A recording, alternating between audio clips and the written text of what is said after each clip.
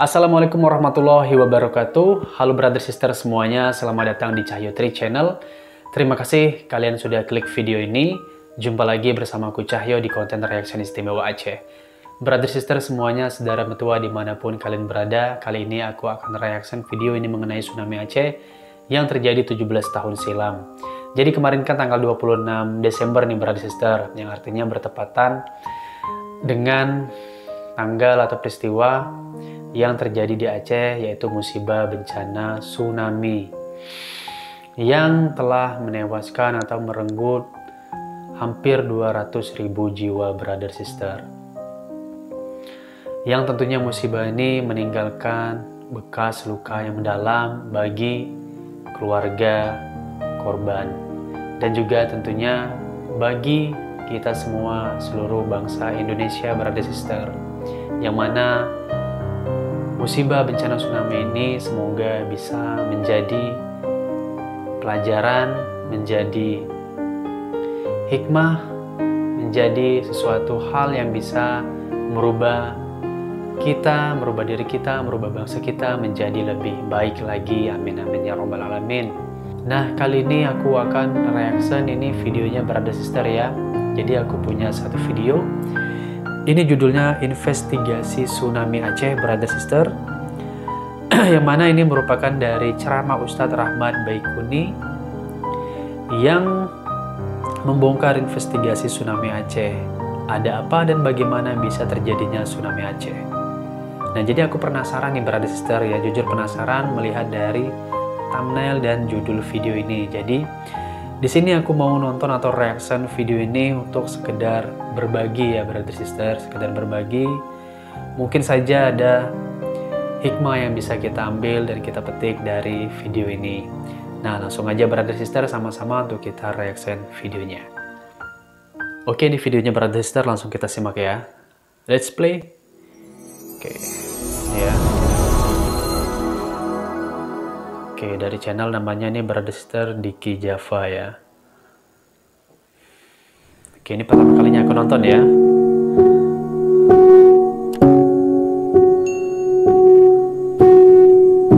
Bapak sekalian, saya tidak bercerita yang lain. Ini fakta hasil investigasi kami. Mohon maaf sekali lagi, ini muhasabah. Saya tidak bermaksud menjelekkan sebuah daerah, tidak. Ini Indonesia, negara kita, ya, rumah kita, kampung halaman kita. Bapak Ibu rahmati Allah. Masih ingat kan tsunami Aceh terjadi tahun berapa? 2004, tanggal 26 Desember 2004. Kisah ini sampai pada saya, dan demi Allah kita sudah bahas di sini ya. Dan ada salah satu dari orang Aceh yang hadir, sudah 3 orang Aceh yang mendengar cerita saya. Mereka mengatakan, iya, saya mendengar Ustadz, saya korbannya juga, korban tsunami. Tapi alhamdulillah saya selamat, tapi orang tua saya, adik-adik saya sudah tidak ada. Mereka menjadi korban. Dan ini pernah hadir di Trans Studio. Ceritanya begini. Ini ilustrasi gambarnya brother sister yang sesuatu yang membuat kami ini di Jepang tidak bisa memahaminya ini. Tapi ini adalah i'tibar dari Allah. Kami menyaksikan di kota Banda Aceh bagaimana peristiwa itu, liputannya ada. Dulu kami simpan dalam satu file. Kapal peri yang begitu besar itu terpontang-panting, terseret sampai ke tengah kota Banda Aceh, sampai terdampar di atas hotel berbintang 5. Kapal peri yang bisa memuat truk, 10 truk, beberapa puluh mobil, motor dan penumpang, itu bisa tersapu sampai ke beberapa puluh kilometer ke kota Banda Aceh. Tapi di pinggir pantai, di sana ada makam Syah Kuala di Banda Aceh. Di makam Syah Kuala itu numpuk yang namanya kondom dan minuman bir. Sesuatu yang tidak masuk di akal Bapak Ibu. Kapal peri bisa terseret sampai ke tengah kota, kok kondom masih di pinggir pantai sama botol minuman keras. Berarti itu isyarat dari Allah. Allah sisakan itu untuk menjadi itibar, mauizah bagi kita. Maka kami cari data, ternyata ketemulah seorang ustadz pernah memperingatkan, orang-orang yang datang ke sana itu bukan orang Aceh. Sebagian besar dari mereka adalah para pendatang, para wisatawan yang membawa virus perilaku itu ke dalam kota Aceh. Mereka melakukan pesta nudis di pinggir pantai. Yang paling memalukan, ketika itu kita bawa sebagai barang bukti ke Bandung, ketika kita laporan, itu di sana ini bukan saya tidak ikut, Ya, ini tim dari pesantren kami yang berangkat. Saat itu kami difasilitasi oleh Menpora Pak Adiaksa Daud untuk menjadi tim relawan di Banda Aceh tahun 2004. Sampai ada satu dari tim kami menikah dengan korban di sana menjadi orang Aceh. Ya, kondomnya kami bawa, dan kondom itu bertuliskan ini yang memalukan, Made in Banjaran. Bapak Ibu rahmati Allah, ini pelajaran buat kita. Ulama tadi mengingatkan, saya saat itu demi Allah menyaksikan mereka melakukan pesta bugil di pinggir pantai. Aku peringatkan mereka, demi Allah, kalian melakukan perbuatan keji, sangat keji, fahsyat, perbuatan yang sangat mungkar. Intahu antum, berhentilah kalian. Allah akan murka kepada bangsa ini, pada kalian. Tiba-tiba ada senjata. Diingat ke lehernya, lalu dia melihat. Ya, Bapak Ibu tahu yang punya senjata siapa? Ya, pergi, atau kalau tidak saya tarik pelatuknya. Tarik ke bawah, jar, saya nggak main-main. Ya, ditambahkan ke bawah, cedar. Akhirnya Ustadz itu pun kagetan. Ustadz itu bilang, baik, saya akan pergi, tapi jika terjadi sesuatu saya tidak bertanggung jawab. Ustadz itu pun pulang ke Yogyakarta. Ustadz itu pulang ke Yogyakarta, pagi-paginya nyetel di tanggal 26 Desember terjadi peristiwa itu. Ingat, azab Allah di dalam surat Al-Anfal dijelaskan akan ditimpakan kepada kaum ketika satu, mereka sedang tidur, kedua, ketika mereka di pagi hari sedang bermain-main. Pagi harinya tsunami itu terjadi. Ya, Bapak Ibu sekalian yang dirahmati Allah, pelajari surat Al-Anfal, bagaimana hukum Allah ditimpakan. Ini karakter surat Al-Anfal dan rumusan bencana bagaimana Allah timpakan pada manusia. Baik Bapak Ibu yang dirahmati Allah, dan ingat Rasulullah memberitahukan pada kita, jika kalian berada di tempat yang dulu ada kaum yang diazab di atasnya, maka jangan berlama-lama. Ini adalah mereka yang diazab nyaris sama, yaitu di Pompei, di lereng Gunung Vesuvius, Italia.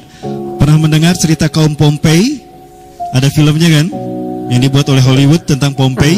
Mereka melakukan perbuatan juga yang sama, kejinya.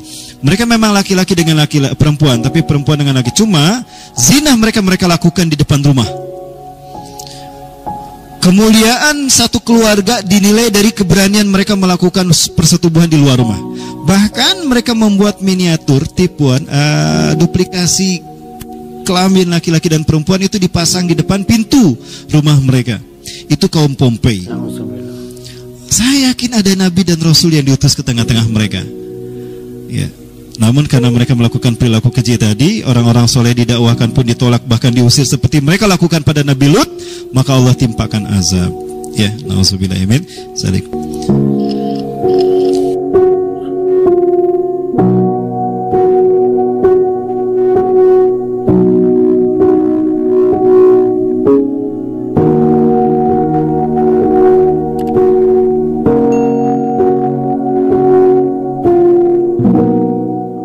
Brother sister udah selesai nih untuk videonya, singkat ya.